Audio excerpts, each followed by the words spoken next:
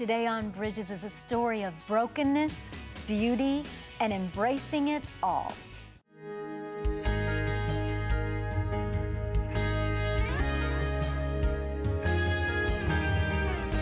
Welcome to Bridges. I'm Monica Schmelter, and I'm glad that you could join us today. My guest today is Chloe Howard, and we're going to hear her story. And it's a story of beauty, brokenness, and embracing it all. And so she's going to join us today by way of video conference. And Chloe, it's good to meet you and have you on Bridges today. Thank you so much for having me. I'm so excited. Well, I'm excited to talk to you. And as I shared with you, Chloe, I really enjoyed your book and your story. And so the name of the book is Stand Beautiful. And really, it's a movement. And it's not just for women and girls, but for everybody. It's not gender specific as I understand it. And it was really birthed out of your story. So why don't we start there?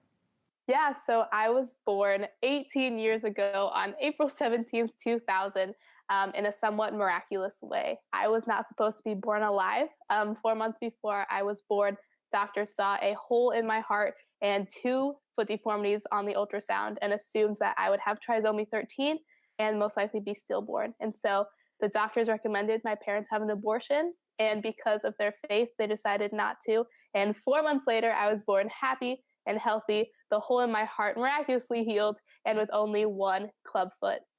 My club foot was very severe, though.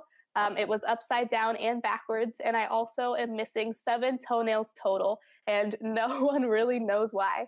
But growing up, my parents told me that I was beautiful and special, and that my foot was perfect just the way it was. And even though I've had many surgeries to correct my foot deformity and have experienced a lot of physical and emotional pain, I believed growing up that I had a superpower, that there was something secret and unique about me that no one else had. I was different and I was proud until something happened during my freshman year in high school that changed everything. And I want us to talk about that. I mean, one, I was just so impressed at your parents' faith. That's a lot of faith, especially when someone tells you that your child would be born stillborn. I would think, as I'm a parent, I would think you just could not imagine the grief and the sorrow, and yet they decided to carry you to term, and thank God they did, because look at you. You are beautiful and healthy, and so then, they're able to impart to you how special you are. I was reading in the book, and the name of the book is Stand Beautiful, written by Chloe Howard. They were able to impart to you how fearfully and wonderfully made that you are, and you believed that because they're your parents. And then in your freshman year in high school, that really came into question in really a horrific way. Tell us about that. Yeah, on November 20th, 2014, I was assaulted on my Christian high school campus because of my foot deformity. On I your was Christian high school restrained. campus? Yes, on my Christian high school campus, which was very confusing and was really hard for a long time because I wanted to believe that at this Christian school I would be safe and loved and seen for all that I was. And what happened on that day completely changed that. And really made me question my faith and whether I could love the same God that my perpetrators and the administration at this school, who did nothing, claimed to also love. Would you be able to share with us what happened on that day? And Yeah. because it's really a I severe. was restrained. My arms were held by my sides from the back, and I was lifted up. And the second perpetrator grabbed my leg from under me and ripped off my shoe and sock, and without my consent, exposed my deformity to a group of my peers. And I remember standing there on November 20th, 2014, a freshman at the school that I was new at. I didn't have very many friends, standing just 3 feet away from the people I ate lunch with every day, watching my deformed foot be held out in front of me. And I remember seeing the naked toes and all the scars and the permanent discoloration. And for the first time in my life, I felt ashamed of the part of me that I had always been told made me special. I felt this hot, burning confusion and brokenness and uselessness and worthlessness, um, in a way that was great and unmeasurable that I had never experienced before. And I remember sitting there and watching all the people at the table lean in and not do anything to stop it. And when it went to court and then trial later that year, um, in the security camera footage, you can see how everyone does lean in, how I truly was 3 feet away from my group of friends, and how there were teachers dotted around the lunch quad that day, and no one did anything. And when I travel around the world and talk to schools, and different organizations and churches, I talk about bystanders and how being a bystander isn't something that you just grow out of. Because the truth is that, yes, bystanders, this term is taught in elementary schools, but bystanders exist in the workplace. Um, and that's just a reality that we as humanity have to deal with. Um, because I believe that part of standing beautiful, part of accepting ourselves as perfectly imperfect, beautiful individuals is that we have a responsibility to acknowledge that beauty in everyone else. And that we as people are powerful and resilient, and in us exists the capability to enact change in this world. And because of that, I believe that we all can change the world, if it's only the person, or the world of one person. Um, and if bystanders hadn't existed that day, um, then my world would have been changed. I think that's why it's so important that you have this movement, Stand Beautiful. And the book name again is Stand Beautiful, and it's written by Chloe Howard. And it's really her own story of brokenness, of beauty, of embracing all of it and coming to this place once again where she loves herself. And let's remember, this is a biblical mandate that we're to love our neighbor as we love ourselves. And so, Chloe, you've really had some specific experiences and encounters with some things that most of us haven't had to that level. And you know, you share about as a little girl that you really felt you were fearfully and wonderfully made, and now you've arrived back at that conclusion after having gone through all of that. Would you ever have imagined on that November the 20th date that you would be able to come full circle and embrace the beautiful woman that you are again? I didn't know that I would ever be in this place. I also never thought that my introverted self at 18 years old, would have 2 books published, have had given 2 TED Talks, been toured around the world. I was the kid growing up that sat on the edge of the playground and watched everyone else play. I've always been a follower, not a leader. Um, but I've had to learn in the past couple of years that God does crazy things with people that think, that they aren't destined for a certain path. And I never thought that I would be in this place, but lately God's been giving me the courage to say yes. Um, and I have been taking those yeses and just moving forward in this track that I believe He has set out for me, just as I believe that God has a plan for each and every one of us that is way bigger and better than anything we could ever imagine now.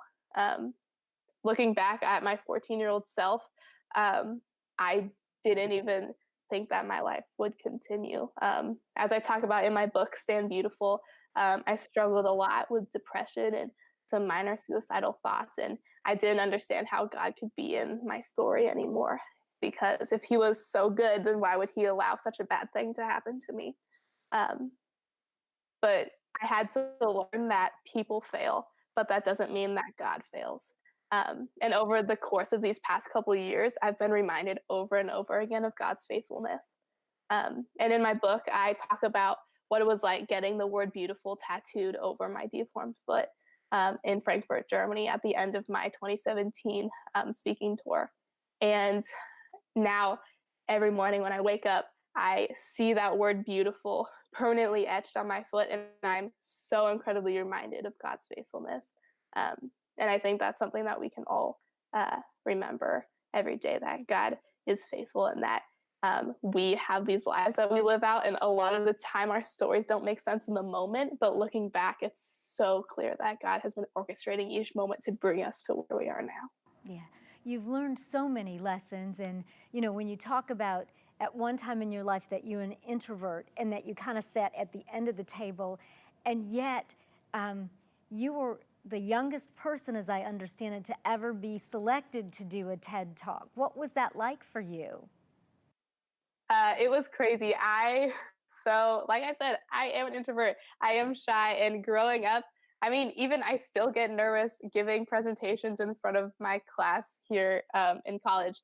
And so when I was selected at age 16, not only to give a TED talk, but to be the only youth speaker chosen at a TEDx event um, of 20 other professional adult speakers, but also chosen as the keynote speaker, I was like, whoa, hold on, what in the world did I get myself into? I had never spoken publicly before in front of an audience. But I remember at age 16, not knowing what I was doing, but having 18 minutes of material memorized. I walked out barefoot on that stage and stood on that iconic red circle. Um, and everything just made sense. And I was confused walking off of that stage why it felt so right, because it didn't seem like something I would enjoy. But I fell in love with being able to connect with an audience and share my story, um, and really felt the weight of that full circle. Yeah, and it really is. And the name of the book again is Stand Beautiful, and the author is Chloe Howard, and she's joining us today on Bridges by way of video conference. And it's her story of brokenness, of beauty, and embracing it all. And so, Chloe, because now that you're out and you're speaking and you've written books and things, what message do you have for other people, be it young, not so young, male, female, about bullying and about your movement, Stand Beautiful? Yeah, I would say that everyone needs to know that only you have the power to determine what your labels are. That whatever label society is trying to throw at you, that you aren't stuck with that label. We as people are strong and powerful and resilient. And the truth is that society will try and label us with all sorts of ugly labels. But God looks down and calls each of us beautiful and worthy, and imperfectly perfect. And that's a truth that I want to live in. And I think that when we realize that we can live in that reality, it sets us free. So whether you are being bullied or you are a bully, whether you are in kindergarten or hanging out in an old folks' home, um, you aren't stuck with who or what society says you are. Yeah. So we've got to take a break here in just a moment. When we come back, I want you to share how you've been able to come to a place of forgiveness. So stay with us. When we come back, I'm going to continue to talk with Chloe Howard. You can purchase a copy of today's show for $15. Call us at 615-754-0039 or send a check to the address on the screen. Please mention the program number on the screen. If you are just joining us today on Bridges, I'm talking with Chloe Howard. She's here by way of video conference, and she's sharing her story. And her story is a story of brokenness and of beauty and how she's really learned to embrace it all. She's authored a book, Stand Beautiful, and she's talking with us about that. And she's also authored a children's book that she's going to talk with us about today, too. And so, Chloe, as a part of your book in Stand Beautiful, you share your story about being born with a severe and debilitating, really painful foot deformity, and how you went through bullying and that you were really, assaulted and went through a crisis of faith and yet came to a place of forgiveness. But you say that forgiveness was really hard, and that's something that most of us, I know I've struggled with being able to forgive people that hurt me. Maybe you could speak to that for just a moment.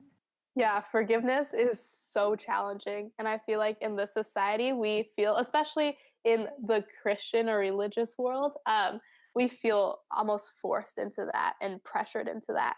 Um, at the Christian school I attended when I was assaulted my freshman year in high school, um, I almost just like a week after the assault, the principal and the president of school said that there should be mediation so we can start a friendship and move forward. Um, and I so respect mediation. I respect friendship. I'm not against that. But I had just been assaulted and used in a way that I had never felt used before, and I wasn't ready for that. And when that school proceeded to be like, well, Chloe, at this school, we believe in justice and grace, um, I felt mocked almost and belittled because just because I needed time to heal doesn't mean that I also don't believe in justice and grace. And that's something that I address in my book, Stand Beautiful. Um, it took me a long time to forgive uh, these girls and the school and just everything that was involved in that situation. Um, it's one of the hardest things that I've ever done.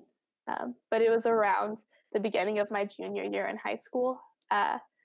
When the court case was wrapping up, that I finally felt like justice had been served. And I felt finally it was appropriate and right for me to let go of the weight of that bitterness and forgive. Um, I know that forgiveness is something that frees those that have wronged us, but it's so freeing for ourselves. Um, and I haven't gotten the chance to see the perpetrators after the trial concluded. I know that they are both freshmen in college in different schools in California. I have no hard feelings towards them, which is such a wild concept that the miraculousness of um, forgiveness allows that. But if I was able to see them today, I wouldn't have anything negative to say. And that is a miracle. And I think that it's so important that you share in your book. And again, the book is Stand Beautiful. It's written by Chloe Howard. I think it's so important that you share in the book that forgiveness is hard, and that, especially the way that you were bullied, that you were assaulted, it does take time, and we need to give people time to heal, and you were kind of being rushed into that. And I think so many times people that undergo huge hurts, we're not very patient with them. We just expect them, well, you're a Christian, the Bible says you need to forgive, and that's true. But forgiveness takes time, and it's a process, and the person that's been assaulted or the person that's been violated or hurt needs time, to heal emotionally, to heal physically, and yet you came to that beautiful conclusion with God's help. He worked in your heart. And I just think it's really important that we open up that conversation, that it might take someone time, and that doesn't mean that they're not a Christian or that they don't love Jesus. It's just, especially when it's a huge atrocity, and I would consider what happened to you huge. It wasn't just, oops, I bumped into you and knocked your book out of your hand. And so is part of the reason that you wrote the children's picture book, was that out of your experience of being bullied? I was really excited about the offer to do the children's picture book as well, because while the teen autobiography memoir that you're holding, entitled Stand Beautiful, is about my story, the children's picture book, also called Stand Beautiful, is more about the movement, about how everyone has differences, and that not only are those differences are okay, but that they deserve to be celebrated. And so the characters in that book meet all sorts of different animals and people with differences that are both physical and also internal. And children kind of learn what it means to stand beautiful. And I was so excited by that because I think it's important to foster a generation of youth that know that it's okay to be different. And in this society today, where so much brokenness exists, it's so vital for these children to grow up knowing that they are special and worthy and imperfectly perfect, and that it's okay to be different, it's okay to be broken, but that forgiveness is this beautiful divine thing that we as humans all have access to. It's a little taste of heaven, in my opinion. Um, So tell me about the movement Stand Beautiful. Yeah, so Stand Beautiful is all about accepting your uniqueness and boldly facing your beautiful self. And so for me, Standing Beautiful looks like waking up every morning and looking in the mirror and being like, okay, Chloe, your foot's different. That's okay. Um, and I believe that we all have differences. We all have stuff that we're going through. Every single person in this whole world has insecurities. That's just the truth.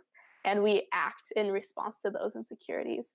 Um, Part of Standing Beautiful is also recognizing that society's idea of normal doesn't exist because the truth is we all have separate realities, a different normal. And so Standing Beautiful is honoring that each person, along with their differences, has their own normal. Um, and so, why should we, as people who are standing beautiful, as humanity, as children of God, why should we try and fit into what we see in magazines, on billboards, um, in the media, um, when we were created to be special and unique? Yeah. And I think it's so important and so necessary. I think the younger that we can learn that, that message to stand beautiful and that we're all uniquely made and that there's no such thing really as normal. Like we say that, but I don't know what that is because we are all different. So I think that that's particularly important. You know, for you, Chloe, you know, you're just in college. You've already written a couple of books. You're speaking. You're traveling. What do you see in your future for yourself and for Stand Beautiful? Well, college freshmen, I feel like get asked this a lot. I'm currently a communications major. I don't think I'm going to stay a communications major. Don't know what I'm going to change to yet. I'll keep you updated. Um, I don't have a specific plan of where I believe my future will go. When I was younger, I had this whole thing memorized. I told everyone that would listen or that had ears that I wanted to be a pediatric orthopedic surgeon specializing in club feet and working with Doctors Without Borders. That was my thing. I told it to everyone. Um, and I don't know what the reality of that is. I love what I do. I love being able to travel around the world and speak to children and adults about what it means, what it looks like to stand beautiful. I have a passion for creating and maintaining relationships. I love working with my hands. I love being in a hospital environment. And I love hanging out in schools. So I don't know career wise what that looks like, but I do know that God has a plan and that each moment I exist in, He is orchestrating, just as I believe that for everyone else as well. Um, so maybe some more books along the way. I don't know. Maybe a third TED Talk. We'll see. I'm excited to see what happens. Well, God is doing so much, and He does have a good plan for all of us. And so today we're taking a look into Chloe Howard's story that she has penned in this book called Stand Beautiful. It's all about a story of brokenness, of beauty, and embracing it all. And so, Chloe, you know, you've had so many opportunities to share. You talked about as a young child, before the assault, before that bullying incident, that your parents just really imparted to you how special and how unique you are. And they, of course, had to see you go through that assault and the bullying and your crisis of faith. Tell me how your parents were able to help you through that and what other parents that are maybe watching today and they have a child that is different because we're all different, but it's just that some of our differences are larger than others. What would your parents say really helped them through, or how did your parents help you? Yeah, so my parents were incredibly helpful. From the very beginning of my life, they set this foundation based on biblical truth that was basically like, Chloe, you are beautiful and you were made by God. You're not an accident. You weren't just like one of a million babies on a conveyor belt that God like twisted the foot of. Um, like, you are not a mistake. You are here for a reason. And so proclaiming that truth over your child does wonders. Um, After the assault, my parents also gave me the time I needed to heal. They didn't rush me into forgiveness, one that could have resulted in something that was inauthentic.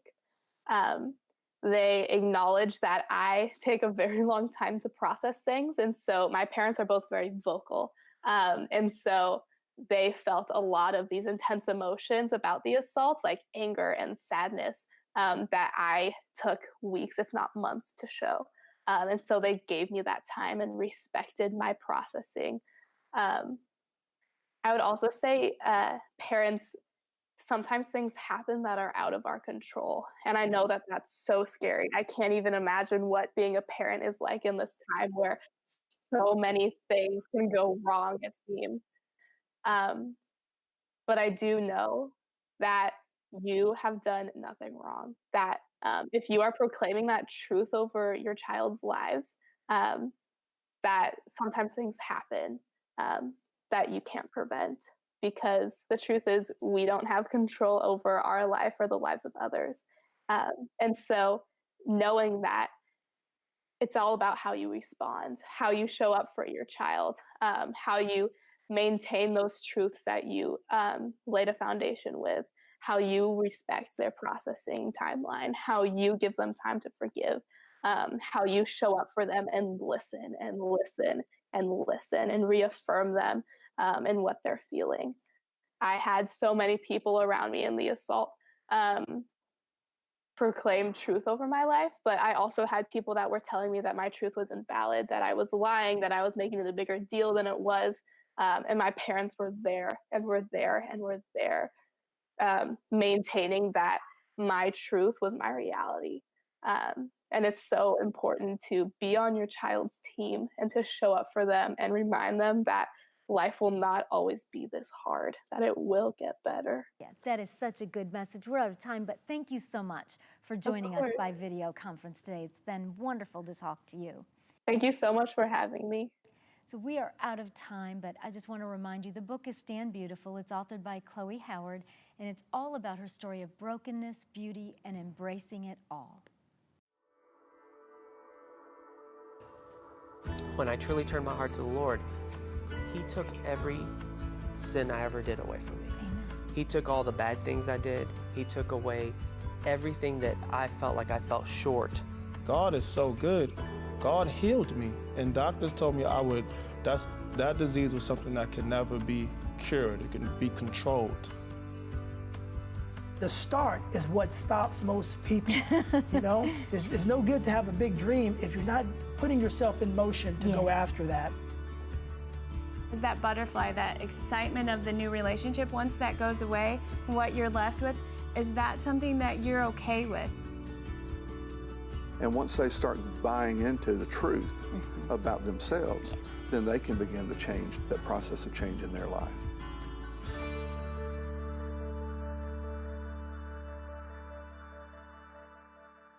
Log on to www.ctntv.org, where you can make a prayer request, view our program guide, see who's on bridges, or even watch one of Monica's latest teachings. Log on to www.ctntv.org.